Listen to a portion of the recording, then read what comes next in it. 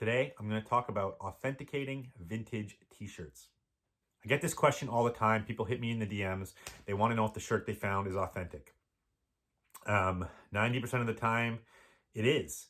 And I think people are new pickers and people to the business are so shocked that they found a vintage t-shirt that they're like, can't believe it's real. But anyway, on this video, I'm just going to get into the super basics and then talk about bootleg versus modern fakes and all that kind of jazz. First of all, simple terminology. A fake is when someone tries to literally copy something that already exists to a T to pass it off as the original. Okay, so that's a fake. So when somebody tries to copy a Picasso painting and pass it off as an original, that's a fake. Now, same with t-shirts. If someone tries to literally copy, tag, detail everything of a heart-shaped box Nirvana t-shirt to fool you into thinking it's a real one, that's a fake.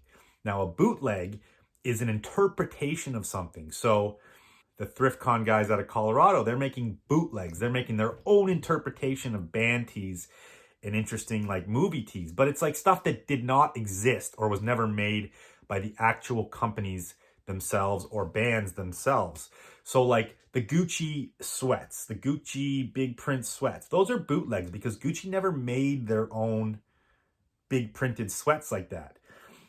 That was somebody else's interpretation. Dapper Dan stuff is all bootleg because he made his own interpretations with companies' logos, but it was never exact copies of what the companies did. Now we got that off the table. Let's get into dating and authenticating vintage t-shirts, okay? First of all, the most easy way to tell if your shirt's real or dated or what date it was from is by the date. A lot of t-shirts, band tees have copyright dates. Movie tees have copyright dates. There'll be a lot of shirts that don't have dates, okay? So it doesn't have a date. Well, first of all, the copyright date will be a small under the graphic little kind of copyright thing. It tells when it's from, who's the copyright owner of that graphic or that intellectual property. Now, obviously, everyone talks about single stitch. What is single stitch? Single stitch is the stitching on the sleeve. If it has a single stitch line here, it's generally 90s or before. If it has double stitch, it could still be 90s, but that's just one indicator. And then some older shirts, if they're from Europe, could have double stitch as well, but that's an indicator. The tags, okay? All vintage tees will have a physical tag. If it has a screen printed tag that's directly printed onto the t-shirt, it's from 2000s to current. Most t-shirts nowadays have screen printed on tags. So if it doesn't have a physical tag, it's not vintage. Although now people are, referring to like more modern things as vintage, and I'm cool with that. So those screen printed tags, sometimes like there's a borderline where those will be vintage soon. But as of now, like technically, I look at vintage as like an 18-year period. So we're looking at like 2003 is like what can be considered vintage by my sort of rough definition. And most of those will have physical tags, not a screen printed tag. Okay, now, most of the questions I get are wondering if the shirt that they found, people hitting me up and they're wondering if the shirt that they found is real. Now, one rule of thumb here is, okay, unless your shirt that you found is either a rap tee, a all over print rock tee, a crazy Hammer movie tee, or like a Marvel tee or something that has like a ton of value, right? A ton of value. It's probably not fake, guys.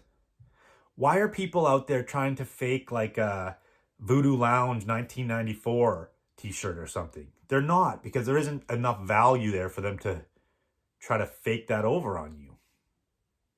There's fakes of rap tees, okay? There's fakes of Men in Black tees. There's fakes of heart-shaped box tees. There's fakes of AOP Metallica tees. There's definitely fakes of a lot of tees, but they're usually the tees that are like upwards where the vintage value is like $400 to $500 plus, because that's where people can make all the money. They get you because they're faking a print that's so popular that when you see it for 100 or 200, you're like, boom, I just got a score.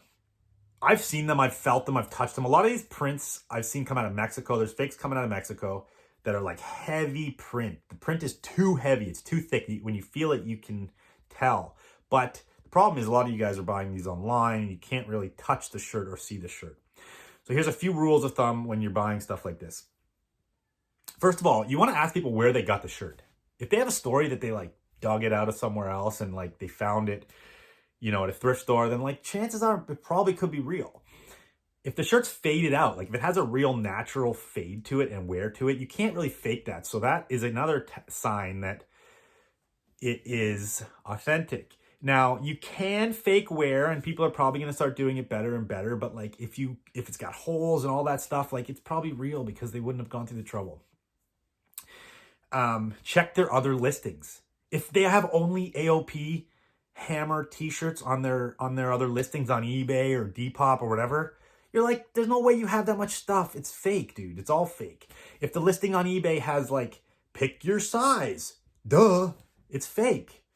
You know, this is all basic stuff, but some of you guys might not know this stuff. How else can you tell? You know, just use common sense. If it's too good to be true, it probably is too good to be true a lot of times, but you can get lucky and you can score, so you never really know.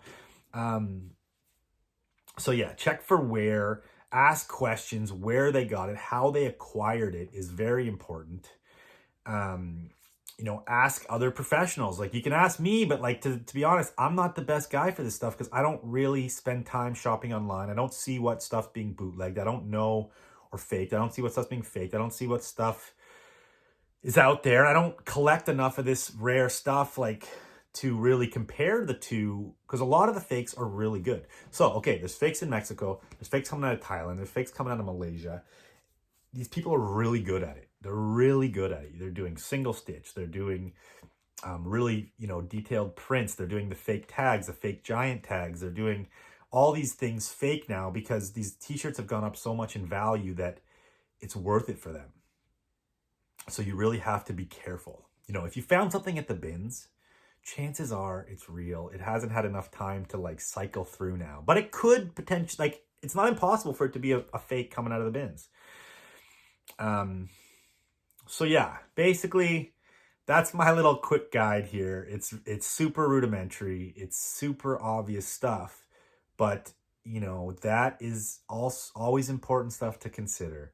You know, check where the seller's from, check where they got it from, ask questions, check their feedback. Like don't spend $1,000 on a shirt and pay friends and family for something that you have an inkling possibly would be fake. You're never getting your money back for that. That's it. Your money's gone. So, you know, just use your smarts. Good luck out there. I hope you find crazy hammers in the wild. You can hit me up and I will try to help you. But again, I am not the best at authenticating this stuff. Use common sense. If it's not a major hammer, chances are it's real. The people aren't out there faking everyday run-of-the-mill vintage tees. It's not worth it because you have to do production runs. You have to be able to sell a lot of it. It's just not. So if you're so blown away that you found a you know, like a Slipknot t-shirt at the bins, get fired up because it's probably real. 99.99% chance it's fucking real. Enjoy, and see you on the next one. Thank you. Like this video. Go follow the channel.